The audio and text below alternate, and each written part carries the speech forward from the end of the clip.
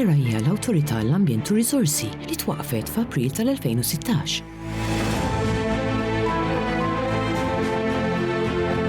L-ambjent huwa riżorsa prezzjuża, speċjalment fi gżira żgħira daqs tagħna. Għalhekk l-ERA twaqqfet bħala r-Regolatur Nazzjonali dwar l-Ambjent bil-għan li jiġi salvagwardjat l-ambjent għal kwalità tal-ħajja sostenibbli.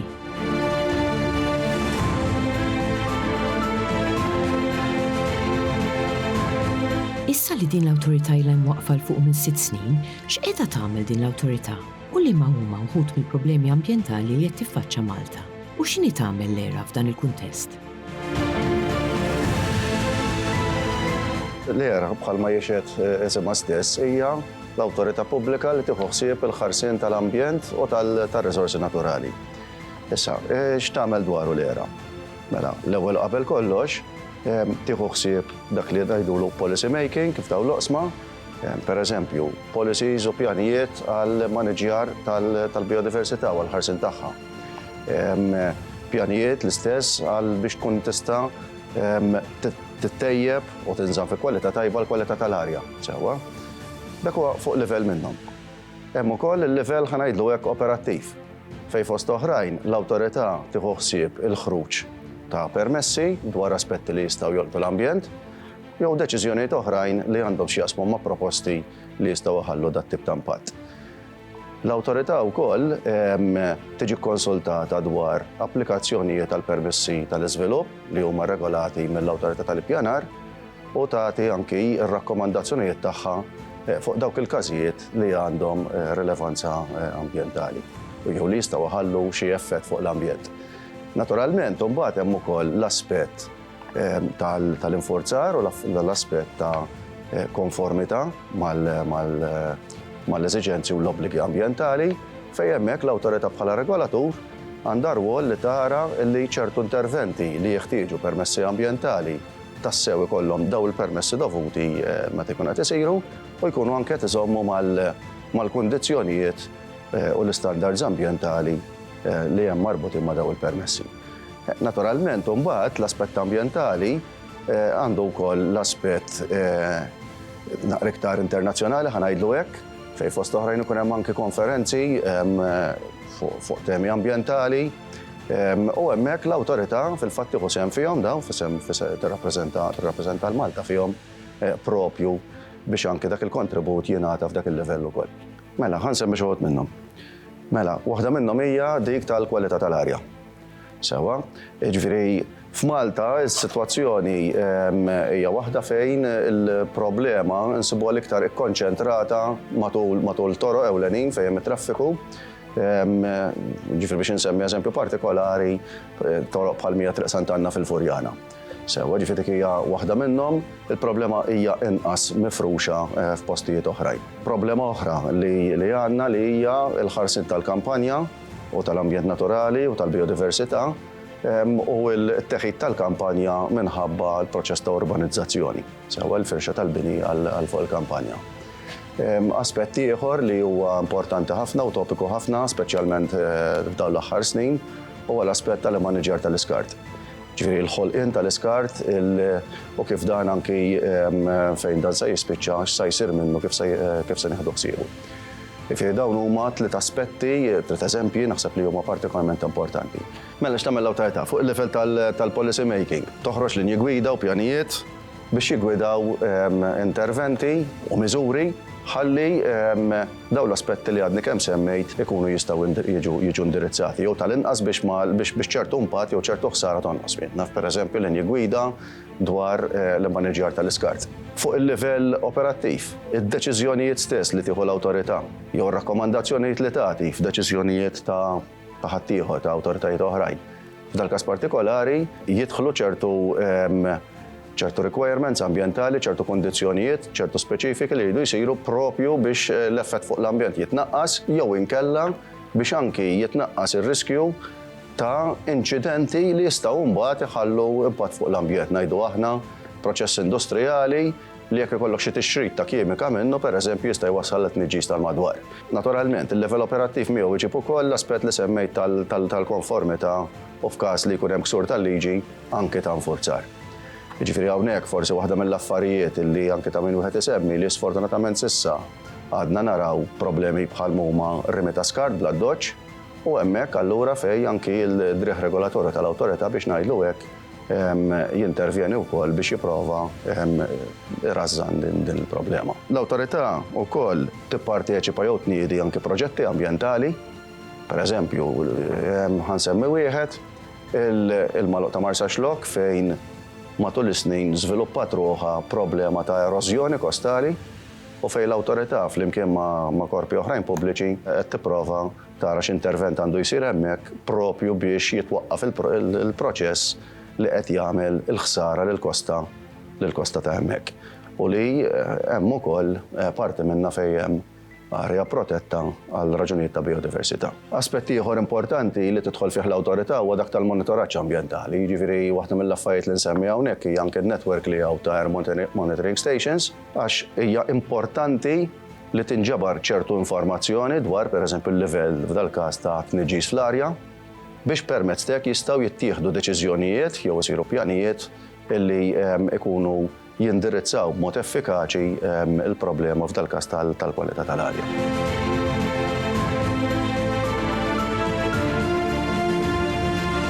L-ERA hija responsabbli għall-integrazzjoni tal-miri u l-objettivi ambjentali madwar il-Gvern u s-soċjetà permezz ta' tfassil tal-politika ambjentali, il-permessi, il-ġestjoni, il-komunikazzjoni u s-sensibilazzjoni, l-infurzar u l-konformità.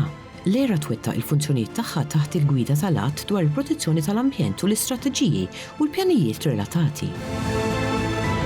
Il-Bord tal-ERA huwa l-korp ewlieni għat-teħid tad-deċiżjonijiet fil-qasam tal-ambjent u jipprovdi gwida strateġika fih dan l-awtorità.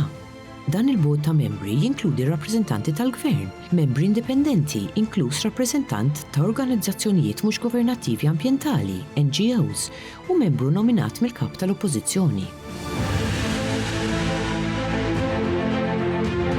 Fl-aħħar 6 snin l-ERA għamlet ħafna kisbiet, tista' semmilna wħud minnhom?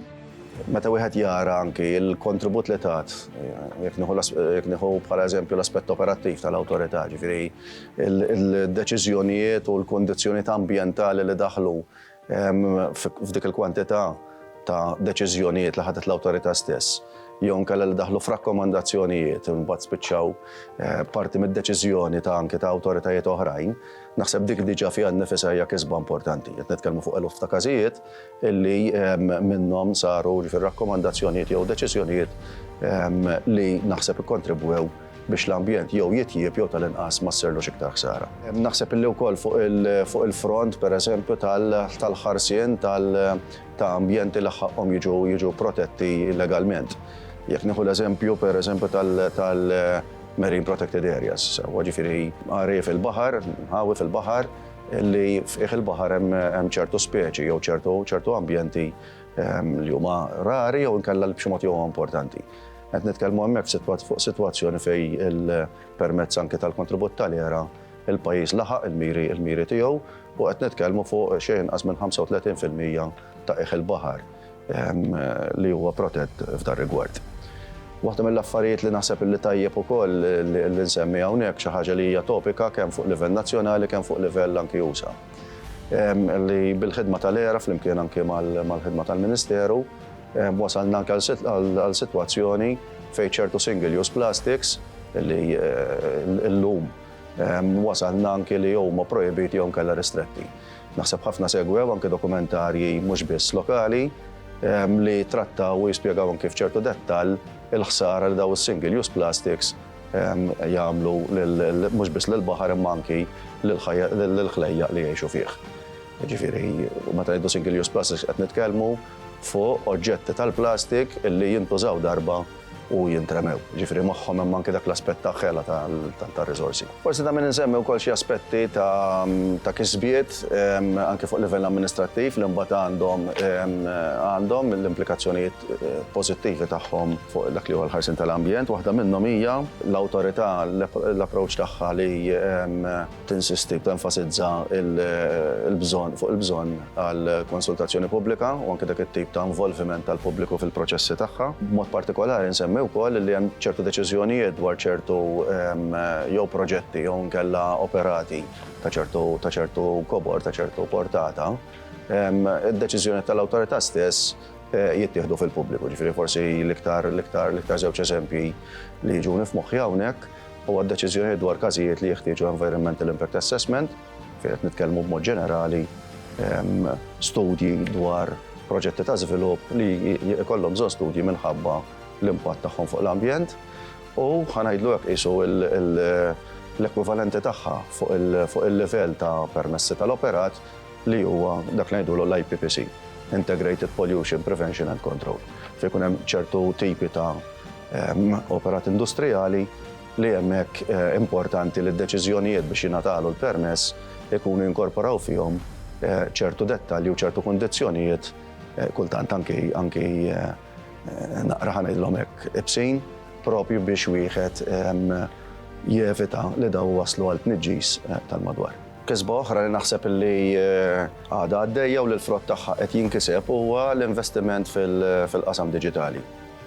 Fejn hawnhekk l-awtorità kemm f'dak li huwa s-sistema tal-proċessar tal-applikazzjoni tal-permessi, permess tal-pjattaforma ERIS, kemm anki permezz tas-sistemi ta' informazzjoni għall pubbliku. Ngħidu aħna il-Geoportal fejn għandek sistema ta' informazzjoni li disponibbli b'xejn online fejn dak li jkun jista' jiċċekkja l-informazzjoni ambjentali li hija rilevanti għal sit partikolari. Permezz ta' dawn is-sistemi l-ewwel nett għandek ċertu trasparenza iktar għax għandek l-informazzjoni magħmula disponibbli għal kulħadd. Għandek ukoll l-aspett tal-konvenjenza fejn min se jkun qed jagħmel użu mis-servizzi tal-awtorità m'għandux għal xi joqgħod jistenna fi kjujiet jew inkella jibgħat id-dokumenti bil-posta u jistenna li daw jiġu segwiti.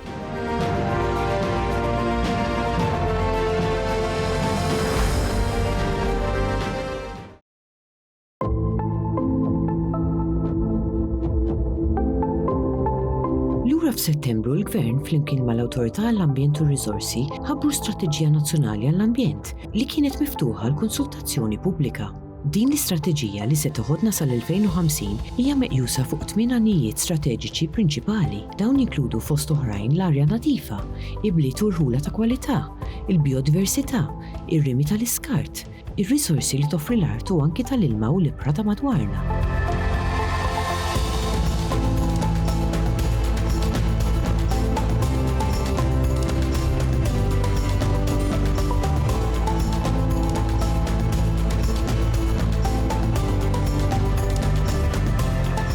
L-era magħrufa għal ħafna proġetti bħal Natura 2000 kif ukoll żvilupp ta' policies, però x'inhu s-sem tagħha f'dawn il-proġetti fost oħrajn? L-awtorità l-ewwel qabel xejn komplet taħdem fuq dik li hija l-Istrateġija Nazzjonali dwar l-Ambjent sas-sena 2050. Huwa pjan strateġiku, ovvjament ġifieri pjan anke b'firxa wiesa, u s'issa tħejjew il-miri ta' din l-istrateġija u saret ukoll konsultazzjoni mal-pubbliku interessat.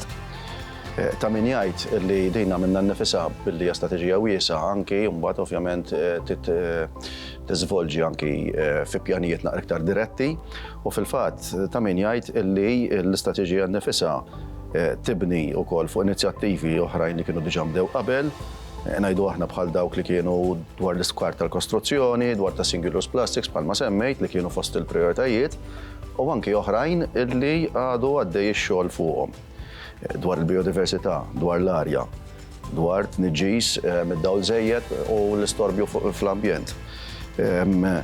Proġetti ta' għarfien ambjentali li daw fir-realtà qatt mhuma biżżejjed ikunu mibdijin imma ikun qed jonqos iktar xi isir.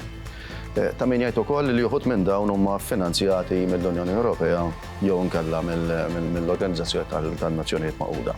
Forsi hawnhekk ta' min nsemmi bħala eżempju il-linji gwida maħroġin fuq l-iskart tal-kostruzzjoni b'mod partikolari l-irdim fil-barrieri li huma użati, li huma l-ispiċċaw. Fej fost oħrajn, hawnhekk hawn ġifieri diversi aspetti importanti, waħda minnhom il-mod kif isir ix-xogħol b'mod illi l-ġerħa li tkun tħallet mill-barriera tiġi ġifieri tissewwa b'mod li jkun jaqbel iktar mal-ambjent u l-pajsaġġ ta' madwar, hija opportunità ta' restawr. U apparti minn hekk anki l-użu effiċjenti tal-ispazju. Pereżempju l-materjal ikun crushed u iktar kompattat b'mod illi b'dak il-mod l-ispazju li hemm disponibbli jiġi utilizzat aħjar u l-vojt tal-barriera biex ngħidlu hekk ikun jesa aktar. Firri, dawn huma aspetti li fil-fatt fuq dal-livell l-awtorità qiegħda tafas fuqhom mod partikolari. Hemm linji gwida dwar diversi suġġetti oħrajn, fost oħrajn dwar l-afforestazzjoni, jew nkella anke dwar landscaping fi playgrounds u f'postijiet oħrajn li għaddej x-xogħol fuqhom. Interessanti wkoll illi l-awtorità qed tagħmel anki sponsorship ta' korsijiet f'dal-każ tal-MCAST propju għal nies li qed jitħarġu fuq xogħlijiet fuq is-siġar. Sewwa biex b'dal mod min ikun qed jintervjeni żbir u xogħlijiet bħal dawn ikun qed x-xogħol li jsir ikun ta' kwalità aħjar. Għaddej ix-xogħol li ilu l-imbeda però li fih ċertu xogħol mhux ħażin fuq il-ħarsien tas-siti marittimi Natura 2000. Sewwa ġifieri dana naturalment ġifieri hija xi ħaġa li tinvolvi anki partijiet oħrajn involuti, ngħidu aħna sajjieda dit ambjentali propju biex permezz tiegħek jitfasslu l-miżuri li hemm bżonn jittieħdu biex l-ambjent tal-baħar u l-ħlejjaq li jgħixu fih jitħarsu aħjar. L-era tat ukoll sem dirett anki fil-restawr ta' ċertu ambjenti importanti. Ġifieri l-awtorità primarjament hija regolatur, ġifieri tpoġġi l-linji gwida u tagħti d-direzzjonijiet dwar kif isir ix-xogħol u mbagħad ħafna drabi minn hemmhekk li jsir huwa li ntlaħaq ftehim ma' korpi oħrajn, dipartimenti, organizzazzjonijiet biex dan ix-xogħol jista' jsir u dejjem skont il-parametri li tagħti l-awtorità. Però hemm ukoll xi każijiet fejn l-involviment tal-awtorità kien dak ta' sehem dirett anke fix-xogħol innifsu. Jiġini f'moħħi hawnhekk pereżempju xogħol li sar fuq il-Gżira ta' Kemmuna fejn kien hemm xogħlijiet ta' tindif, xogħlijiet ta' tneħħija ta' speċi ngħidulhom aħna invażivi, jiġifieri xtieli li mhux posthom fl-ambjent naturali u li jagħmlu ħsara. Jiġifieri kien hemm xogħlijiet biex dawna is-sitwazzjonijiet jitranġaw u fejn hemmhekk apparti li l-ftehim anke ma' dipartimenti oħrajn, l-awtorità permezz tar-riżorsi tagħha tagħti sehem dirett ukoll f'dan ix-xogħol.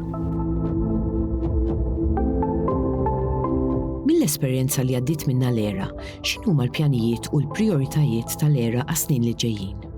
L-ewwel waħda minnhom hija li tkompli tinvesti propju fil-kontinwazzjoni tas-sistemi li semmejna, pereżempju s-sistemi operattivi li huma fost il-funzjoni ewlenin tal-awtorità. Ġifieri hemmhekk apparti li ssaħħaħ dak li diġà qed isir, hemm ukoll proċessi ta' titjib kemm fuq il-livell ta' sistemi li jkunu aktar effiċjenti, naf sistemi pereżempju fil-proċessar tal-applikazzjoni tal-permessi.